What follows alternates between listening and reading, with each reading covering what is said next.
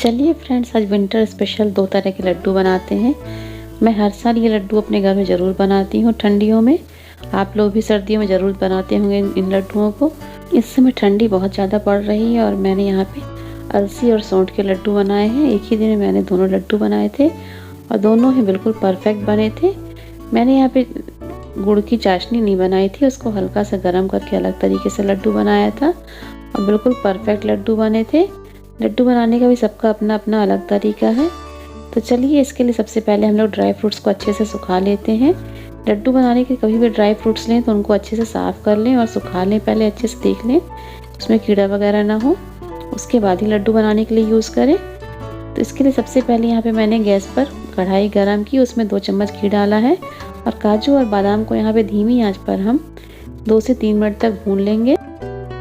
इससे आपके dry fruits अच्छे कुरकुरे लगते हैं लड्डू खाने में और जल्दी लड्डू आपके ख़राब नहीं होते हैं। आप लड्डुओं को ज़्यादा दिन तक स्टोर कर सकते हैं। 2 से 3 मिनट में ड्राई फ्रूट अच्छे से फ्राई हो गए हैं।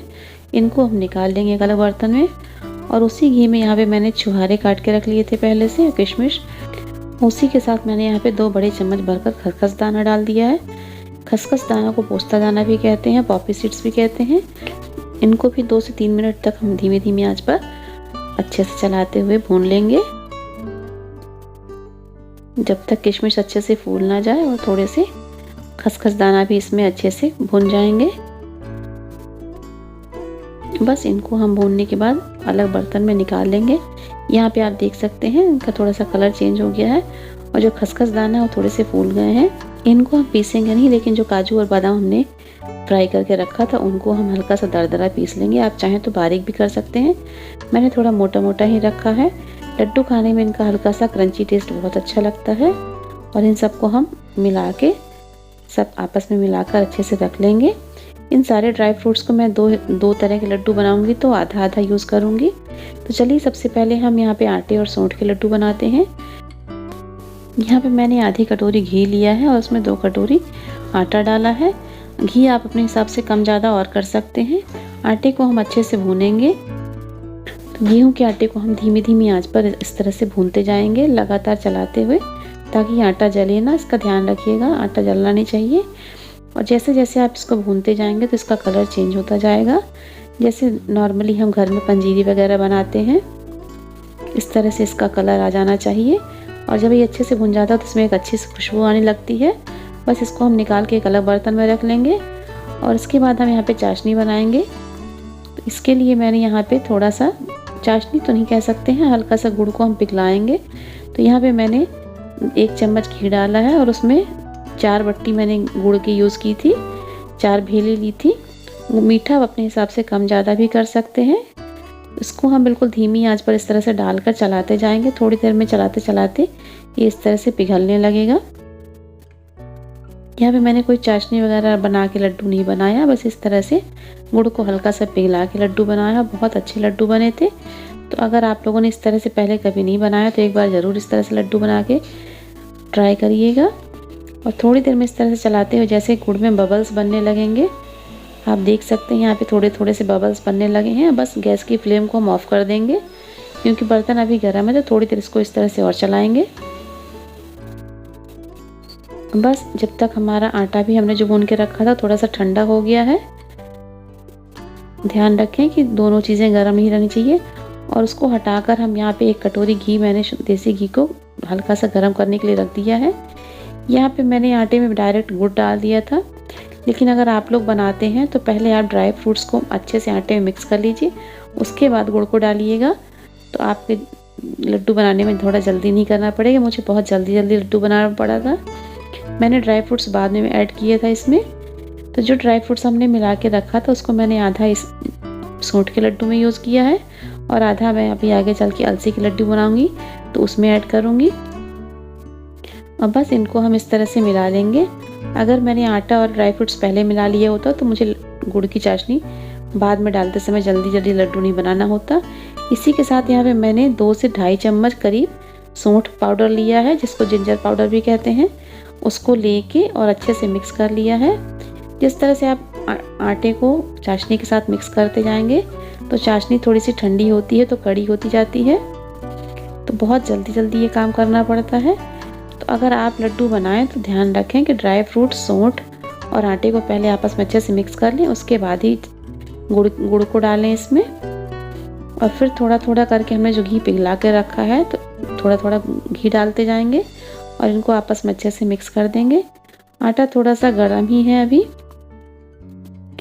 यहाँ पे मैंने थोड़ा सा चम्मच से मिलाया था, लेकिन क्योंकि वो गुड़ मैंने पहले डाल दिया था इसलिए जल्दी जल्दी हाथ से फिर मिलाया है। और इसमें घी जब भी डालें तो एकदम से न डालें, थोड़ा थोड़ा करके डालें और पिघला कर ही डालें, क्योंकि इसमें घी थोड़ा सा लगता है। और फिर ये आपके ऊपर है, अगर आप ज़्यादा घी डालना चाहते हैं, कम डालना चाहते हैं तो अपने हिसाब से डाल सकते हैं। यहाँ पे मैंने थोड़ा सा पोर्शन इस तरह से मुट्ठी में दबा के देखा था।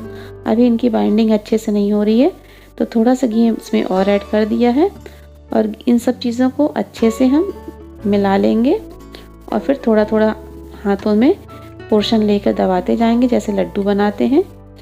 लड्डू बनाने का भी सबका अपना अलग अलग तरीका रहता है। कोई 2 हाथ से बनाता है, 1 हाथ से भी बनाता है, दोनों हाथ से भी बना लेते हैं। आप इस तरह से जैसे ही बनाते हो तो बस तुरंत इस तरह से हाथों से दबा दबा के हम लड्डू बनाते जाएंगे। इसको जितना अच्छा आप दबा के बनाएंगे उतने अच्छे आटे के लड्डू बनते हैं। घी अगर आपको लग रहा है तो आप अपने हिसाब से और ज़्यादा ऐड कर सकते हैं। मैंने ज़्यादा घी नहीं डाला था इसमें। बस ये लड्डू अच्छे से बन जा रहे हैं। तो इस तरह से ठंड में मैं हर साल ये सौंठ के और मैं आटे के बिना भी केवल डायरेक्ट सौंठ और मसाले, मेवा मसाले के लड्डू भी बनाती हूँ, लेकिन इस पर मैंने आटे में मिला के बनाया था। बहुत अच्छे लड्डू बने थे। तो चलिए इसके बाद हम अलसी के लड्डू बनाना शुरू करते हैं। यहाँ पे मैंने अलसी को अच्छे से साफ कर लिया था और 2 कटोरी अलसी का लड्डू बना रहे हैं, पर हम इसको इकट्ठा नहीं भूनेंगे, थोड़ा थोड़ा करके भूनेंगे। लो मीडियम फ्लेम पर इसको इस तरह से ड्राई रोस्ट करेंगे, इस तरह से चलाते जाएंगे। थोड़ी देर में आप सुन सकते हैं इस तरह से अलसी चटकने लगी है। गैस की फ्लेम को धीमा ही रखेंगे और जैसे जैसे अलसी भूनती जाएगी तो इसका थोड़ा सा कलर चेंज होता जाएगा और ये इस तरह से चटकने की आवाज़ आएगी। अलसी फूटने लगती है तो समझ जाइए कि अलसी हमारी अच्छे से भून चुकी है। बस गैस की फ्लेम को ऑफ कर देंगे और थोड़ी देर इसी तरह से चलाते जाएंगे, क्योंकि बर्तन गर्म है। और इसको एक अलग बर्तन में निकालेंगे। इसी तरह से जो बची हुई अलसी है उसको भी हम भून लेंगे। शुरू में अलसी का कलर आप देख सकते हैं इस तरह से रहता है, बाद में जैसे भूनती जाती है तो कलर उसका थोड़ा सा डार्क हो जाता है। और इसको थोड़ा सा ठंडा कर कर हम पीस लेंगे मिक्सी के जार में। आप चाहें तो बिल्कुल बारीक पाउडर भी बना सकते हैं, लेकिन मैंने यहाँ पे थोड़ा सा हल्का दरदरा ही रखा है। और थोड़े से अलसी के टुकड़े इसमें ऐसे ऐड कर दिए थे तो उससे बहुत अच्छा लड्डू खाते समय टेस्ट आता है। और बिल्कुल जिस तरह से हमने सौंठ के लिए गुड़ को तैयार किया था उसी तरह से इसको भी हल्का सा गर्म कर लेंगे और गैस की फ्लेम को बंद कर देंगे। बर्तन अभी गर्म है। और जो ड्राई फ्रूट्स बचा के रखे थे हमने थोड़े से, तो उसको भी अलसी में इस तरह से ऐड कर देंगे। ड्राई फ्रूट्स अपने हिसाब से आप कम ज़्यादा कर सकते हैं और जो आपको पसंद हो वो डाल सकते हैं। और ठंड में ड्राई फ्रूट्स ज़रूर खाना चाहिए, बॉडी को गर्म करते हैं।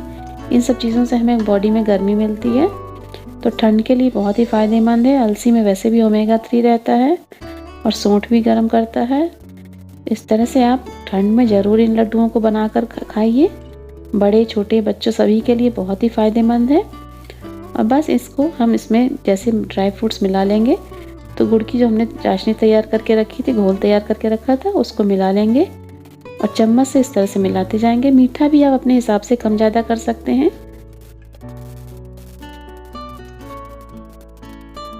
इस तरह से चम्मच से मिला लेंगे। जैसे ही आप इसको मिलाएंगे तो थोड़ी देर में चलाते चलाते गुड़ जैसे ठंडा होने लगेगा तो ये थोड़ा सा कड़ा होने लगता है। और बस इनको अच्छे से मिक्स करके और बस लड्डू बनाने शुरू कर देंगे। आप चाहें तो इस तरह से भी बिना घी के लड्डू बना सकते हैं। इसमें घी की ज़रूरत नहीं है बिल्कुल, क्योंकि अलसी में वैसे भी थोड़ा सा ऑयल रहता है, ऑयली रहती है अलसी। तो आप इसको चाहें तो इस तरह से भी बना सकते हैं, डायरेक्ट गुड़ डालकर। यहाँ पे इस तरह से आप चाहें तो आराम से लड्डू का शेप दे सकते हैं, लेकिन मैंने इसमें थोड़ा सा घी डाला था पिघलाकर, उससे और अच्छा टेस्ट आता है लड्डू का। मगर इसमें थोड़ा ही घी डाला था क्योंकि हमने जो गुड़ डाला था उसकी वजह से लड्डू बहुत परफेक्ट बने थे। जैसे मैं पहले भी कह चुकी हूँ, घी आप अपने हिसाब से कम ज़्यादा कर सकते हैं। अगर आपको घी नहीं खाना है तो अलसी के लड्डू को आप बिना घी के भी बना सकते हैं। बस इस तरह से जितनी साइज़ के आपको लड्डू बनाने हो उसके हिसाब से आप थोड़ा थोड़ा सा पोर्शन इस तरह से चलाते हुए, ताकि उसमें नीचे गुड़ जमे ना और ड्राई फ्रूट्स भी अच्छे से चारों तरफ अच्छे से मिल जाएं। बस थोड़ा थोड़ा पोर्शन हाथ में लेते जाएंगे और लड्डू बनाते जाएंगे। बहुत जल्दी बन जाता है ये अच्छे से प्रेस करके। रोज़ अगर आप एक लड्डू खाते हैं तो आपके लिए बहुत ही फ़ायदेमंद है ये। तो हर सर्दी में मैं ज़रूर बनाती हूँ, तो आप लोग भी ज़रूर बनाइए। अगर बनाते हैं तो बहुत अच्छी बात है, अगर नहीं बनाते तो इस बार ज़रूर आप लोग ट्राई करिएगा। बहुत ही फ़ायदेमंद लड्डू होते हैं ये दोनों। बस इस तरह से मिनटों में आप ढेर सारे लड्डू बनाकर तैयार कर लेंगे। इन लड्डुओं की रेसिपी आपको कैसी लगी ज़रूर बताइएगा। और इस ठंड में आप लोगों ने भी अभी तक अगर नहीं बनाया है तो ज़रूर बनाइए। बहुत ही हेल्दी हैं दोनों लड्डू। तो बस बनाइए और अपने घर परिवार को खिलाइए और एंजॉय करिए।